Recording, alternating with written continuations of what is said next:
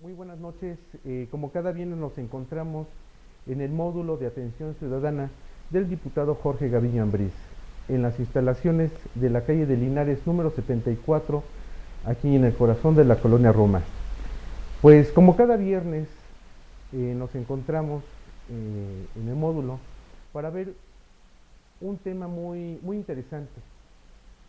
Y para ello tenemos como invitada a la doctora Irene López Fullén, quien es catedrática de la Facultad de Derecho de nuestra máxima casa de estudios. Cabe señalar que la doctora Irene pues ha publicado diversos artículos y un libro que se denomina La prueba científica de la filiación, editado por RUA. Doctora, le doy la cordial de las bienvenidas aquí al módulo del diputado Jorge Gaviño Ambriz. Y pues bienvenida al programa. Gracias, Mario, muy gentil por tu invitación y bueno, al diputado también. Si me haces favor de hacerle extensiva también las gracias. Claro que sí. La noche de hoy vamos a tratar un tema que se llama los métodos de reproducción asistida, su impacto en la filiación y su poca regulación en la legislación mexicana, específicamente en el Distrito Federal.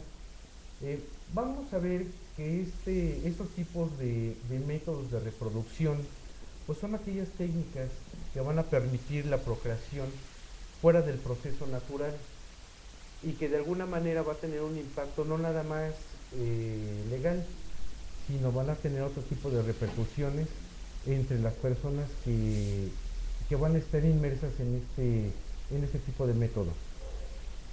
Estábamos comentando con la doctora que algunas de las causas por las cuales se puede dar este tipo de método pues es por falta de fecundidad, por falta por esterilidad o por imposibilidad de las personas del mismo sexo para procrear.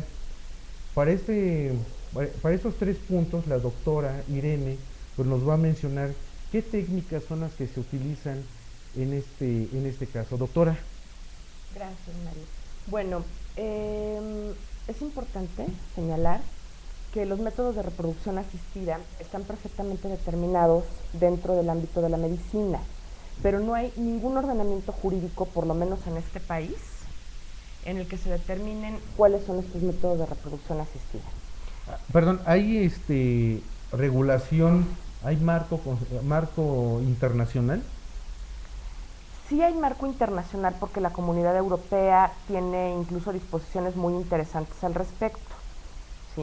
Nada tienen que ver con nuestro país porque es totalmente, y bueno, hay varios países con otra tradición, incluso legal, pero en nuestro país la mayor parte de las entidades federativas, por ejemplo, no regulan los métodos de reproducción asistida.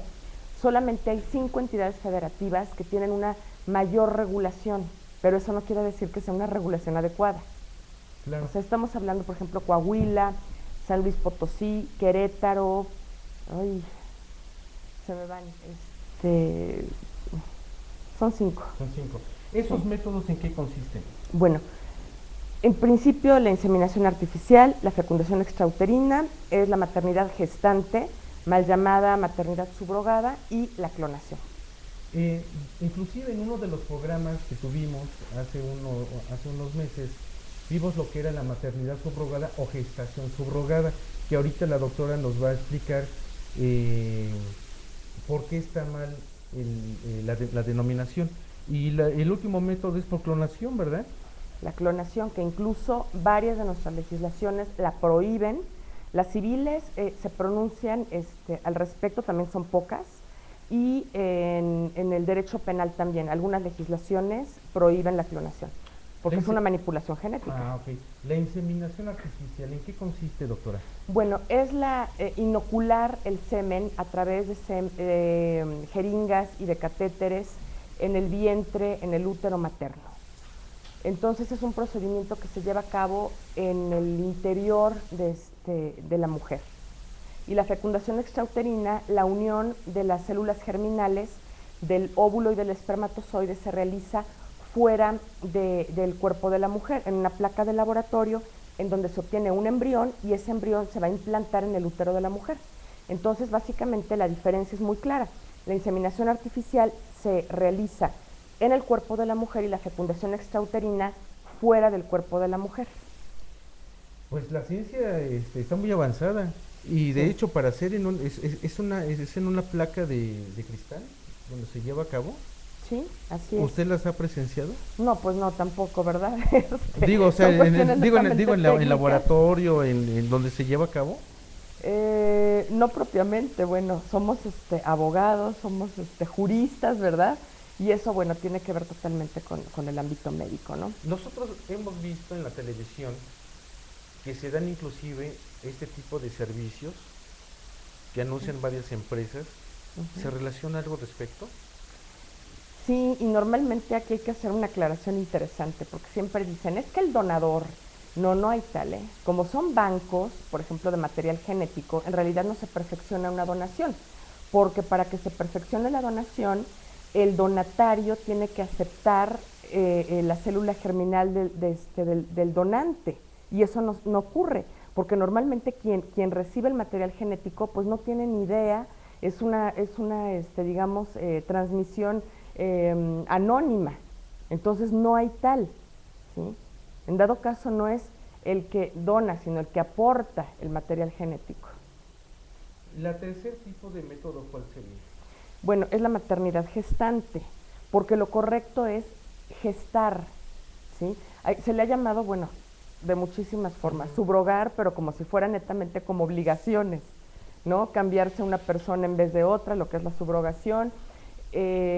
Aquí es más bien maternidad en cuanto a la gestación, porque una característica específica de la maternidad gestante es precisamente la disociación entre quien es la madre genética y la madre gestante, porque hay veces que se dice que la maternidad gestante eh, permite dos modalidades, que a la mujer, a la madre gestante, se le insemine con la célula germinal del cónyuge, concubino o de la pareja de hecho varón, y eso no es así, porque entonces sería la madre gestante y la madre genética son la misma, y lo típico de la maternidad gestante es que son diferentes. La madre genética no puede ser la madre gestante. En la clonación, ¿y cómo se produce Es muy, este método? es muy interesante. Creo que es de los más complicados, ¿no? No, es terrible, claro. Y aparte implica toda una manipulación porque se necesitan dos células, una célula sexual y una no sexual. A ambas se les retira el núcleo y entonces a la célula sexual se le incorpora el núcleo de la célula no sexual. Entonces se obtiene la célula sexual clonificada como si fuera un embrión y ese se implanta en el útero de una mujer. Entonces esto provoca que hoy en día, por ejemplo, una mujer pueda ser ella con sus únicas aportaciones genéticas madre de un menor. Claro, hay que aclarar que ese menor tendría que ser una niña y tendría que ser exactamente idéntica en fisonomía a ella. Pues ahorita de un pequeño corte volvemos también con otros puntos muy interesantes, obviamente, para ver cuáles son estas consecuencias que van a tener estos tipos de métodos.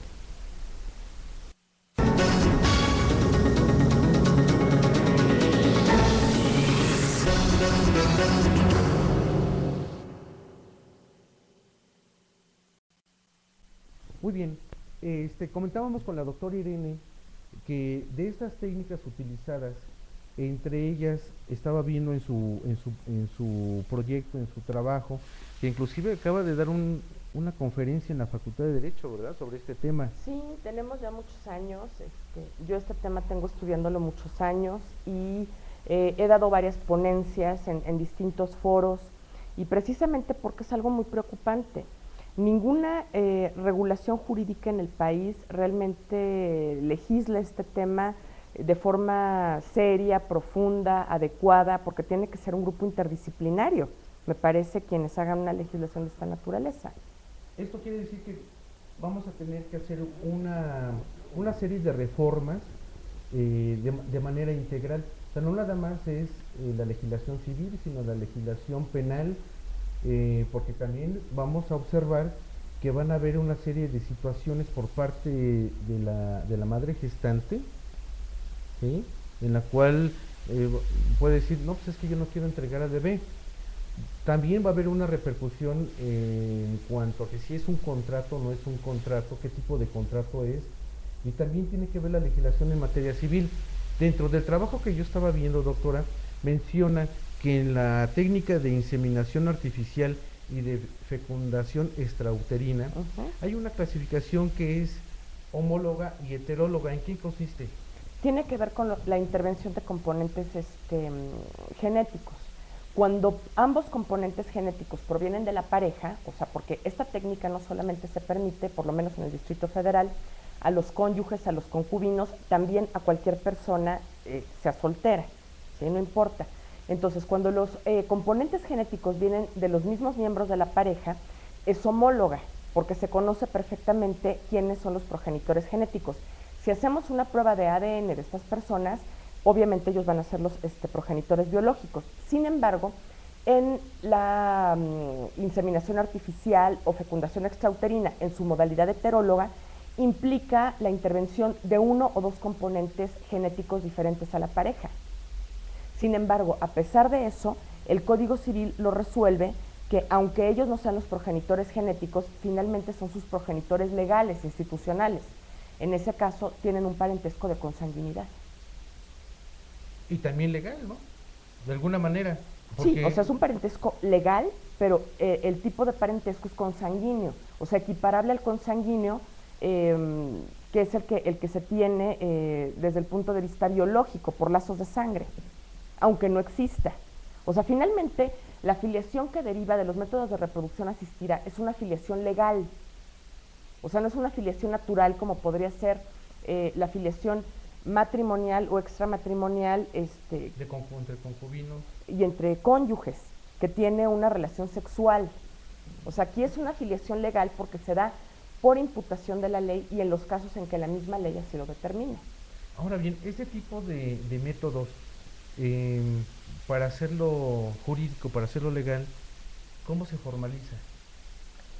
Bueno, normalmente es a través de acuerdos de voluntades. Obviamente los primeros signatarios pues van a ser los que intervienen en la técnica, los progenitores. Y dependiendo de la intervención de más personas, pues intervendrán otros. O también el centro de salud en donde se realice. O sea, depende de eso, ¿no? Aquí en el Distrito Federal se llevan a cabo ese tipo de métodos, Claro, por supuesto. como por ejemplo, En, hay un hospital, ahorita se me fue el nombre, está en Polanco. son privados o No, no, son claro, públicos. incluso público en privados, por supuesto, hay clínicas de reproducción asistida. O sea, ahora se considera que es un problema de salud pública, porque antes era muy raro las personas que tenían problemas de esterilidad, pero como que somos tantos habitantes en el planeta que ha sido una situación como de autorregulación que algunos ya no puedan tener hijos. ¿Por qué se ha llegado a esos niveles? O sea, la razón, eh, con su experiencia, ¿cuál ha sido el motivo por lo cual se ha tenido que recurrir a este tipo de métodos? Pues tiene que ver, digo, nosotros los académicos somos, yo creo que ejemplos patentes de eso, ¿no? Tantos años de estudio que postergamos la paternidad, la maternidad, entonces ya casi en el límite estamos teniendo hijos, eso es lo que nos pasa. Entonces, muchas veces, obviamente, la fecundidad no es la misma a los 20 años que a los 35 o a los 40, va disminuyendo en porcentaje y eso es lo que hace que se tenga que acudir necesariamente a estos métodos de reproducción asistida. Digo, porque antes veíamos que los abuelos, los tíos tenían 12, 13 hijos con varios, ¿verdad? E Así es, inclusive sí. en varios estados de la República. Pero esto ha ido en aumento. Esto ha ido en aumento y bueno, independientemente de tener este tipo de métodos de reproducción asistida, también tenemos otras figuras como por ejemplo que sería la adopción, que ese es otro tema obviamente de carácter jurídico. Claro. Este, ¿Qué No, implicaciones pero además adoptar en este país es la cosa más difícil que hay. aparte? No, es dificilísimo. De verdad, son una serie de requisitos terribles. Es toda una hazaña. La gente que adopta tiene toda una hazaña. O sea, sí es complicado, Complicadísimo, tanto por el trámite que se maneja administrativo como judicial. por supuesto. Se tienen que cumplir múltiples requisitos. O sea, yo entiendo que obviamente se tiene que verificar, evitar la actualización de delitos, ¿no? Pero finalmente es muy difícil, ¿no? Y aparte todavía el niño tiene que ser dado a prueba, o sea, son múltiples los requisitos que se tienen que cumplir y todavía tiene que haber ciertas pruebas de toda índole. O sea, Interviene trabajo social. claro, y se involucran en tu vida económica, en tu vida personal, en tu vida profesional, o sea, es muy difícil. Y así como se da en este trámite de la adopción, también se podría dar en ese tipo de métodos, de decir, bueno, la persona que va a realizar, se va a someter a este tipo de métodos, también se somete a este tipo de requisitos, o es totalmente diferente. No, nada que ver, porque finalmente el artículo cuarto establece que el hombre y la mujer somos libres de procrear y de establecer el esparcimiento de nuestros hijos, ¿no? El número El número y que esparcimiento de determina. Ajá. nuestros hijos, es decir, cuántos hijos queremos tener y el espacio que vamos a esperar para tener uno entre uno y otro, ¿no? Como decían, ¿no? Los que Dios quiera mandar. No, terrible, terrible. Hoy en día tenemos que ser ciudadanos responsables y obviamente atender a la planificación Padres familiar, responsables. ¿no? Y progenitores responsables, Porque tener hay, los hijos que podemos mantener, ¿no? Y educar. médicamente, al momento de hacer este tipo de métodos, Ujú. también se les hace un tipo de cuestionario en relación de si tienen la economía suficiente. Porque bueno, No. ahorita lo que me acaba de Bueno, comentar, son caros, ¿eh? Son muy caros, porque además no necesariamente se tiene que tomar varias muestras de las células germinales, verificar si son fértiles, sino buscar quién va a aportar la célula germinal fértil. eh, Son muchas las muestras que se tienen que proporcionar, por eso también surgen muchas dudas respecto de esas embriones, si es que ya hubo embriones de una pareja y hay muchos embriones, uno fue el que se le implantó y los demás embriones, ¿qué se hace con ellos? ¿A dónde se mandan? Hay un caso muy interesante en el Código de Querétaro, por ejemplo, de la adopción de embriones. Muy interesante. o sea, de uno se pueden... No. Es que no pega la primera. O sea, por decirlo de una forma más cotidiana, nosotros que somos abogados, no somos médicos, tiene que tener varios embriones que se le implanten a la mujer, porque muchas veces los expulsa, no necesariamente se va se va a embarazar a la primera. O sea, se van a someter a diversas pruebas. Sí, claro. Y cada prueba me imagino que tiene un costo. Ay, por supuesto. O sea, son métodos en realidad elitistas, son caros. O sea, esto no puede acceder el común denominador de la población. Ahora bien, en cada una de las modalidades de los métodos que acaba de mencionar, doctora, tiene consecuencias legales. Por ejemplo, problema de la filiación en el caso de la inseminación artificial y de fecundación extrauterina. Sí. ¿Ahí cuál sería la consecuencia o el problema de carácter filial? Bueno, lo interesante son las modalidades, ¿no? Por ejemplo, si es homóloga la técnica, pues realmente no representa ningún problema, porque de antemano sabes que los componentes genéticos provienen de los miembros de la pareja. Entonces ahí, si se hace una prueba del ADN, como ya te comentaba antes, pues no va a salir nada extraño, porque finalmente esas personas son los progenitores.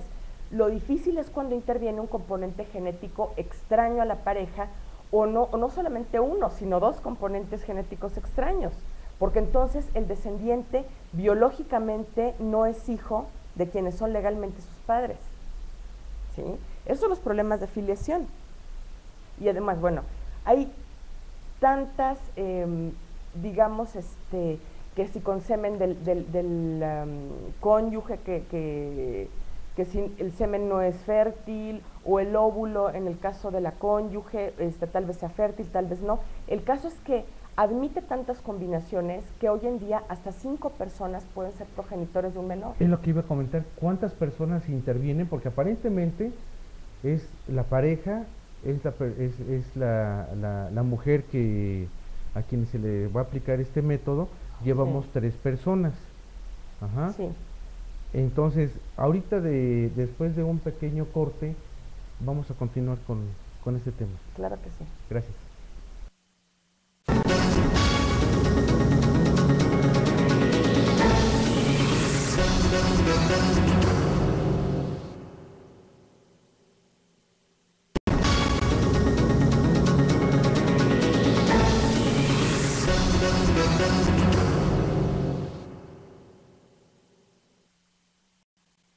muy bien.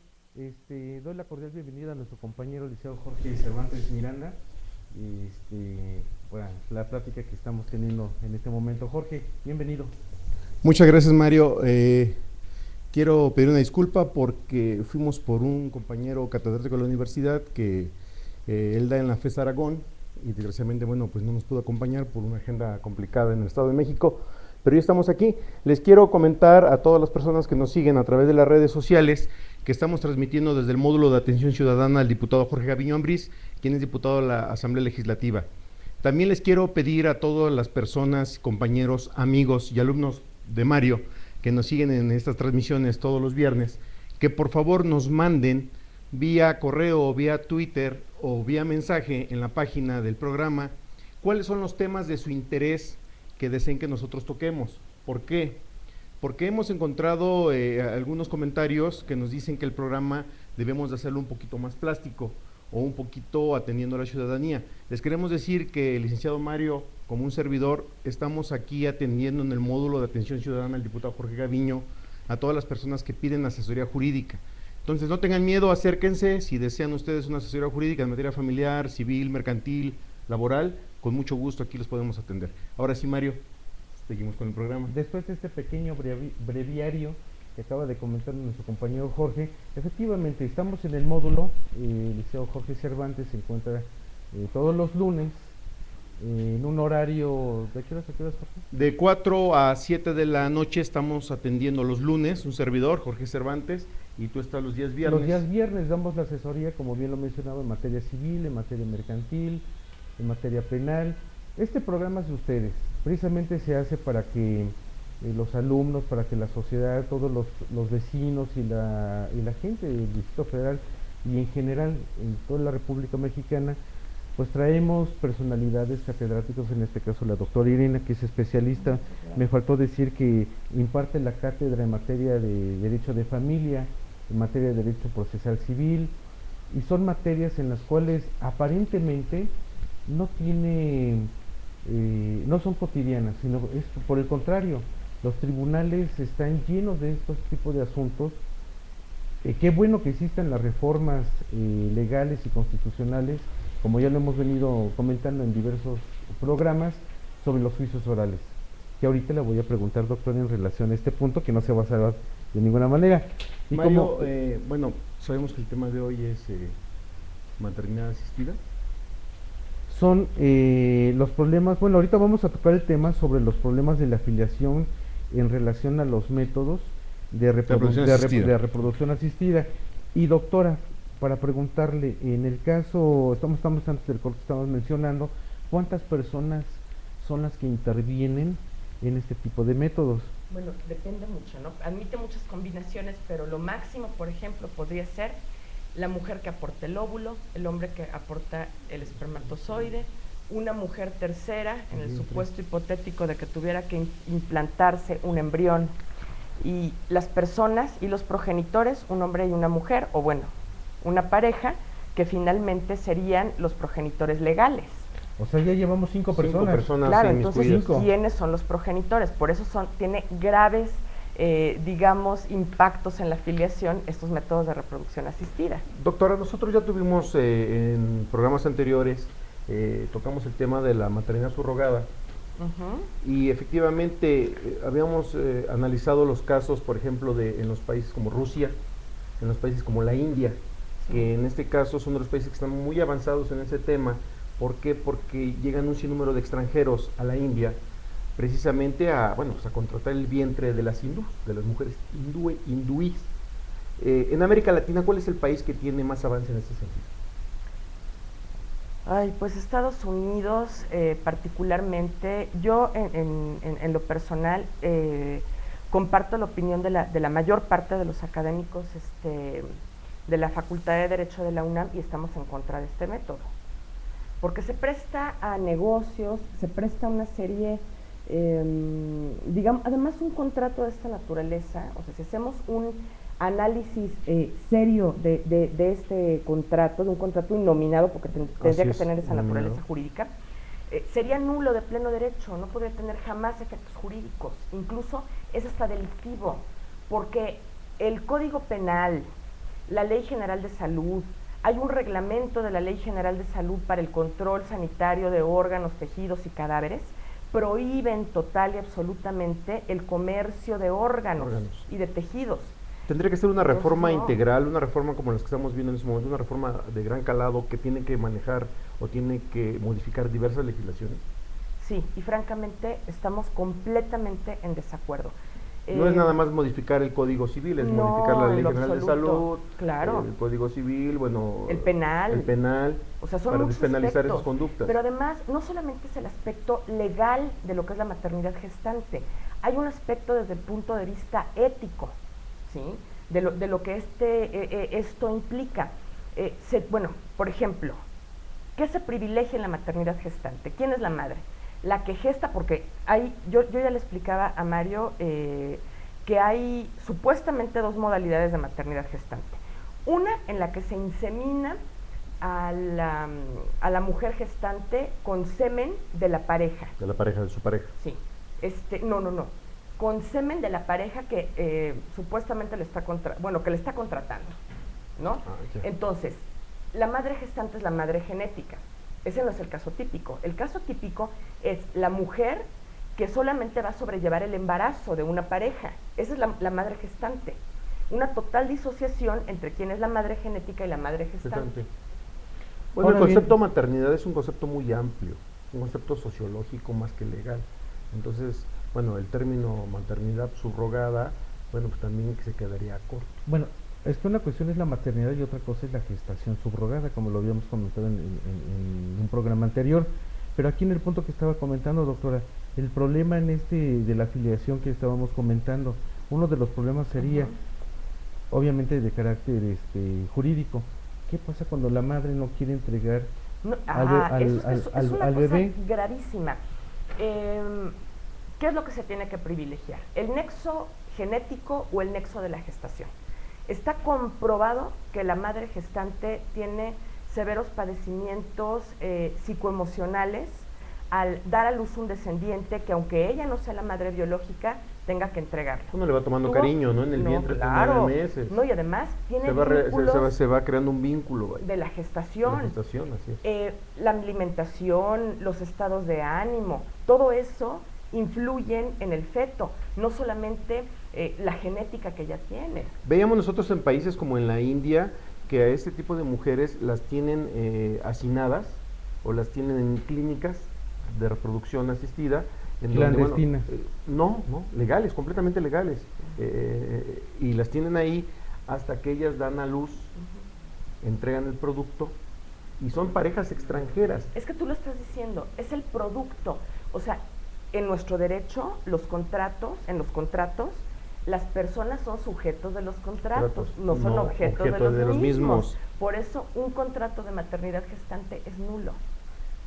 Porque nosotros estamos viendo también que es un contrato, obviamente no es un contrato que está dentro del comercio. O sea, es un contrato sui generis. No, pero además es un ilícito, porque el objeto del contrato, ¿qué es?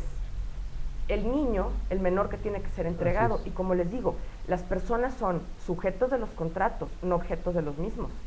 Pero hay que ver una situación, o sea, no es un niño, o sea, es un bebé. O sea, a partir de que cumple un embrión, año, embrión es hasta las 13 semanas. Bueno. Después de las 13 semanas es un feto. No se puede comercializar fetos, y menos personas, porque finalmente lo que vas a entregar es un bebé, es una persona. ¿Y qué es lo que está pasando actualmente? Es ilícito. ¿Y los contratos que se llevan en la actualidad son lícitos o ilícitos? No, ilícitos. Conforme 1830 del Código Civil, o sea, un contrato es ilícito si va en contra de la ley o de las buenas costumbres. Y ya les dije, hay normas de orden público que este tipo de contratos vulneran. Sin duda, doctora, este es un tema que da para más. Sí. Lo platicábamos en el programa anterior, que no nos daba el tiempo, vaya, trajimos también a 2 especialistas y no nos dio el tiempo como en esta ocasión. Son muy cortos los programas, son muy focalizados y la queremos invitar para una siguiente emisión con hacerlo un programa más amplio, multidisciplinario. El diputado tiene la intención de realizar algunos foros, parece que en este tema, entrarle al tema, no estoy seguro bien todavía, no lo hemos afinado, pero bueno, pues yo creo contar con su presencia y sus comentarios sería muy valioso para nosotros difundirlos ahí en la Asamblea Legislativa. ¿Qué te parece, Mario? Sí, como no, inclusive le comentamos al diputado la oportunidad de realizar un foro en la Asamblea Legislativa. Se está organizando un foro en la Facultad de Derecho. Son temas que obviamente tienen una repercusión. La tecnología, como siempre, y lo comentamos, nos ha rebasado, pero pues qué bueno que contamos con especialistas, con catedráticos de alto nivel, como en su caso es. Y muchas gracias por venir al programa. Le agradecemos infinitamente porque pues son temas actuales. Y doctora, muchas gracias por venir. En nombre del diputado, reciba un cordial saludo. Muy gentil. Y nos vemos el próximo viernes.